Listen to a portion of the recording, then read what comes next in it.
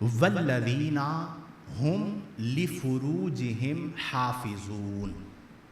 نوجوانوں سنو، وہ ایمان والے فلاح کو پا گئے، کامیابی کو پا گئے، نجات کو پا گئے. کون؟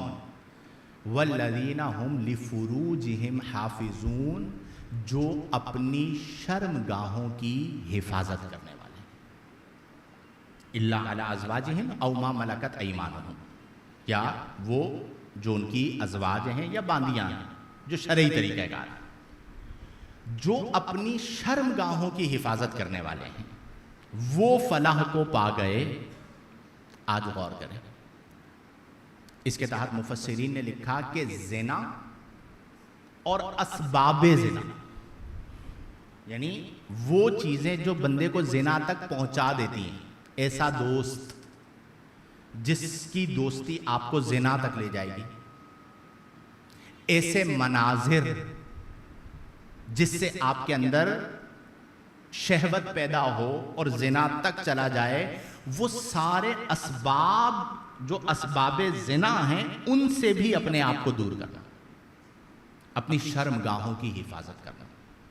اور میرے دوستو، آج کا جو پرفتن زمانہ ہے، اس میں عزت کی حفاظت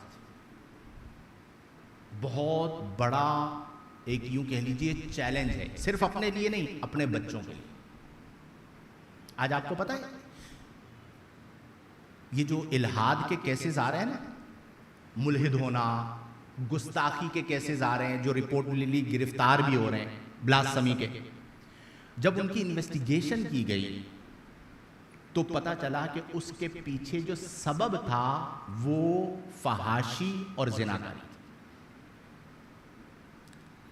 فحاشی میں مبتلا کیا اور کہا یہ چیز تب ملے گی جب یہ گستاخی کرو گے. آج موبائل کے ذریعے، انٹرنیٹ کے ذریعے آپ کا بچہ کیا دیکھ رہا ہے، آپ کی بچی کیا دیکھ رہی ہے، اگر آپ اس پہ چیک اینڈ بیلنس نہیں رکھیں گے تو دنیا اس وقت تباہی کے گڑھے دہانے پر، کچھ بھی دیکھ سکتے ہیں، ان کے سامنے کچھ بھی آ سکتا ہے. میں اسی لیے ہمیشہ یہ کہتا ہوں، بھائی بچے بالغ ہو جائیں، بچیاں بالغات ہو جائیں، جیسے ہی آپ ان کا نکاح کر دیجیے. طبعی ضرورت ہے نا، شہوت کا آنا ایک طبعی ضرورت ہے، فطری ضرورت ہے، اور اسے جائز طریقے سے پورا کرنا یہ محمود ہے.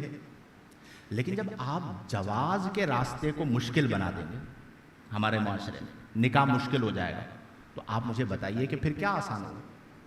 بدکاری، زنا. اور آج آپ کے سامنے ماحول، یہ کوئی ایسی بات نہیں ہے جو چھپی ڈھکی بات ہے، اپنے علاقوں میں دیکھ لیجئے، اپنے دائیں بائیں دیکھ لیجئے کہ فحاشی کیسے عام ہو رہی ہے. نبی کریم علیہ افضل الصلاۃ والتسلیم نے فرمایا کہ من یضمن لی ما بین لحییہ وما بین فرجیہ وما بین رجلیہ اضمن لہ الجنہ.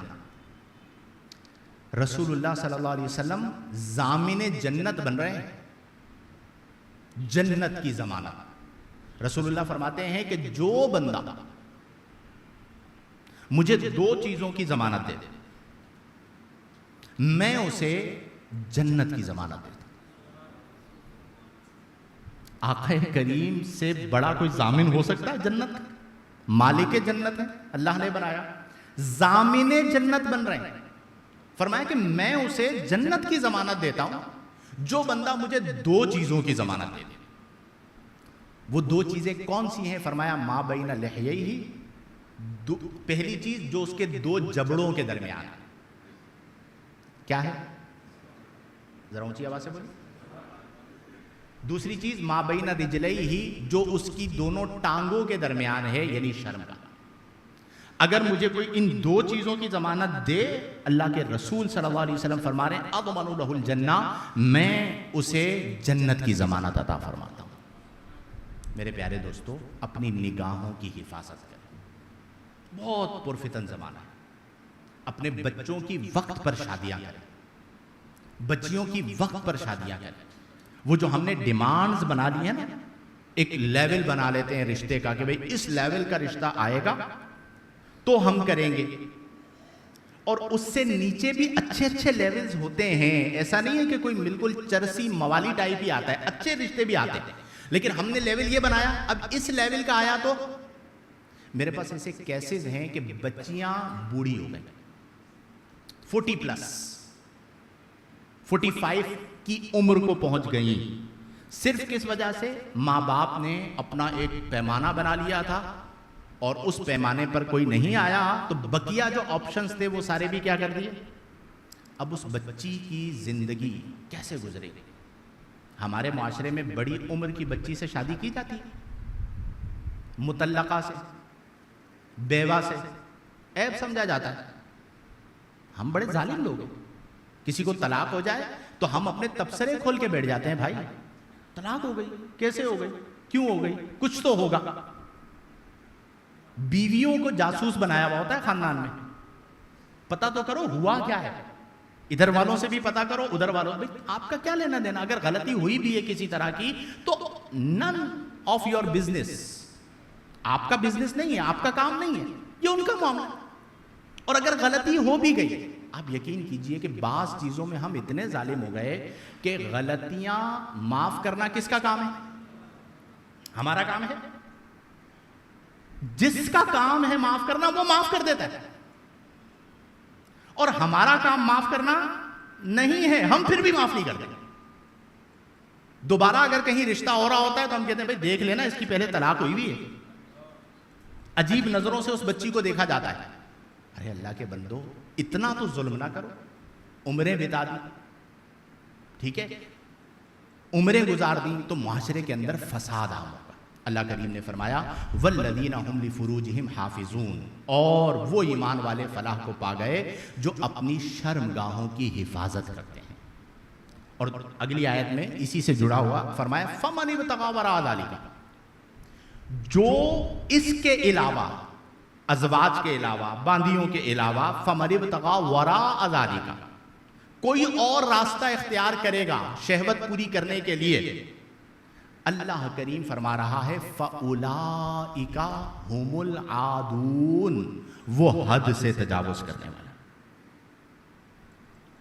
اور کون سا راستہ؟ ہم جنس پرستی. آج ہمارے معاشرے میں یہ باتیں ہو رہی, شرعاً جائز نہیں, حرام کام ہے, جہنم میں لے جانے والا کام ہے. اب کوئی کہے کہ جی میری اٹریکشن اپنی جنس کی طرف ہے, اس وجہ سے میں اس میں مبتلا ہوتا ہوں, تو یہ قرآن میں اللہ نے فَمَنِ ابْتَغَىٰ وَرَاءَ ذَلِكَ, یہ جو ہم جنس پرستی ہے وراء ذَلِكَ کے تحت آتا ہے. اگر کوئی اپنے تسکین شہوت کے لیے کوئی ایسا راستہ اختیار کرتا ہے جس کی شریعت مطہرہ نے اجازت نہیں دی, ہینڈ پریکٹس کرتا ہے, وراء ذَلِكَ کے تحت آتا ہے. اپنے ہاتھ سے قضائے شہوت کرنا. نبی کریم صلی اللہ علیہ وسلم نے فرمایا ناکح الید ملعون, یہ والا کام کرنے والا ملعون ہے. آج ہمارے معاشرے پہ غور تو کریں, نوجوانوں کو دیکھیں تو صحیح, آپ کے بچے جوان ہو رہے ہیں, ایک طبعی ضرورت ہے شہوت کا آنا, آپ اس کا جائز راستہ اختیار کریں نا, شادی کریں وقت پہ, بچوں کی, بچیوں کی. اس کے علاوہ کوئی راستہ, اللہ کی پناہ ایسے ایسے واقعات آج سامنے آتے ہیں, کبھی ہم نے تصور نہیں کیا تھا. میں آپ کو صحیح بتا رہا ہوں, ہم جنس پرستی کے واقعات مردوں میں بھی عورتوں میں بھی, اور اسے مطلب اس کے اوپر باقاعدہ اب تو ڈیبیٹس کی جا رہی ہیں ہمارے یہاں, باقاعدہ اس کے اوپر بحث ہو رہی ہے.